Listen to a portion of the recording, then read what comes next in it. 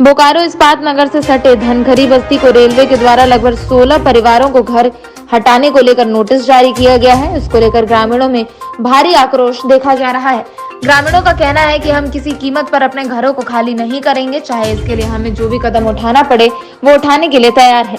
जानकारी के मुताबिक 22 जुलाई को रेलवे के द्वारा धनखरी बस्ती के 16 परिवार के लगभग 25 घरों को खाली कराने का नोटिस जारी किया गया है। रेलवे के द्वारा गांव को अतिक्रमण क्षेत्र घोषित किया गया है। बस्ती से सटे हुए टीटी रेलवे लाइन है, जिसमें मालगाड़ी का परिचालन होता है। पूर्व में सिंगल लाइन बनाने को लेकर घरों को वहां से हटाने का काम किया गया था, लेकिन वर्तमान समय में रेल लाइन का दोहरीकरण का कार्य चल रहा है। ऐसे में इस बस्ती के घरों को हटाना जरूरी हो गया है, लेकिन ग्रामीणों का कहना है कि हमने बोकारो स्टील और राज्य सरकार को जमीन दी है, रेलवे को हम लोगों ने जमीन नहीं दी है। हम लोग बोकारो स्टील के विस्थापित किए हुए लोग हैं। ऐसे में मुआवजा और रहने के लिए अलग से जगह उपलब्ध नहीं कराया जाएगा, तब तक हम लोग घरों को हटाने का काम नहीं करेंगे।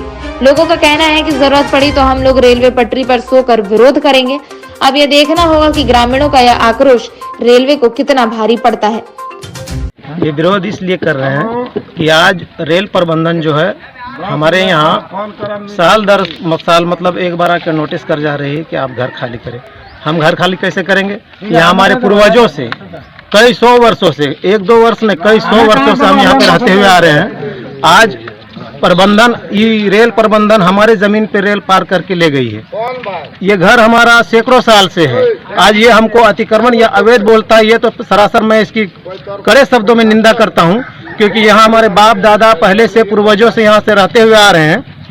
और जहाँ तक रही बात ये रेल प्रबंधन की, ये रेल प्रबंधन हमको नोटिस ना करके हमको से राज्य सरकार ये बीएसएल नोटिस करे, क्योंकि हमने जमीन राज्य सरकार को दिया है, सिर्फ रेल प्रबंधन को नहीं दिया है। रेल प्रबंधन जिस तरह बोलती है कि आपको हम नहीं जानते, तो मैं भी ये कहना चाहता हूँ रेल प्रबंधन से कि मैं भी रेल प्रबंधन को नहीं जानता हूँ, क्योंकि जमीन हमने राज्य सरकार को दिया है और राज्य सरकार आके हमसे कहे कि आप जमीन खाली करें। राज्य सरकार हमारे लिए कुछ नहीं किया, बीएसएल प्रबंधन हमारे लिए कुछ नहीं किया, क्योंकि उनका कॉल था कि जब हम जमीन यहाँ पे आपका पेमेंट करेंगे तो उस समय हम नौकरी देंगे, स्कूल देंगे, बिजली देंगे, पानी देंगे, सड़क देंगे, सारा जितना भी सुख सुविधा है जो एक विस्थापित को मिलना चाहिए, अगर उठाएंगे तो उसका पुनर्वासित करेंगे।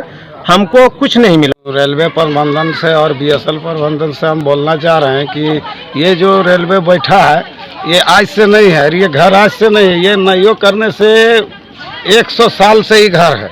और बहुत तरह के आया, वो जो 8 घर को पहले तोड़ा गया उसमें वो बोला था सेल और बीएसएल कि हम आपको साइड देंगे, मुआवजा देंगे, जमीन देंगे और आपको नौकरी भी देंगे, नियोजन भी देंगे, लेकिन ऐसा हुआ नहीं। बरगला के क्या कि उस समय बुजुर्ग बूढ़ा जब सब था, मेरा परदादा था, दादा था, उस समय वो नहीं ले पाया।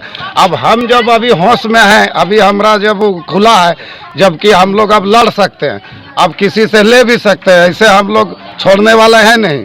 तो इसलिए हमारा यही मांग है, हमारा सेल से जमीन, तो हालांकि हम सेल को भी दिए थे, अब सेल रेलवे को दिया, तो हमारा यही मांग है हमारा सेल से भी और रेलवे से भी कि हमको सही मुआवजा मिले, नियोजन मिले, हमको साइड मिले और हमको मतलब वो बढ़िया से हमको जगह दे दे, हमको रूम बनाएंगे, जो हमारा टूटेगा उसका भी मुआवजा दे दे।